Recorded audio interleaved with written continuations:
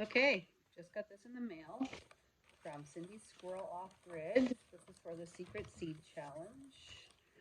Now, she's very sneaky and sent pelleted seeds, so can't even tell what they are from looking at the seed.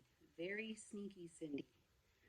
So 3 things came to mind at first was carrots, onions, or lettuce. And let's see what she says here. Secret seed challenge. This truly is a secret seed because I'm sending you a pelleted seed, which narrows it down to about 3 different seeds that are pelleted.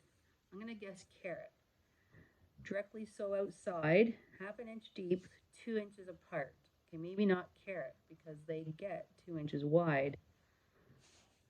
And onions do as well, so I'm going to go with lettuce.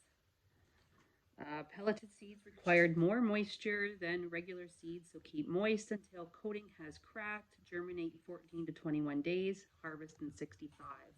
All right. So, thank you, Cindy. I will tag Cindy Squirrel in this. And so this is for the Global Gardening Homestead Community, formerly known as Shed Wars. And this is the Secret Seed Challenge 2023. All right, so my guess is lettuce. Once I sow these in the ground in about a month or so, I will do an update video and let you know exactly what they were.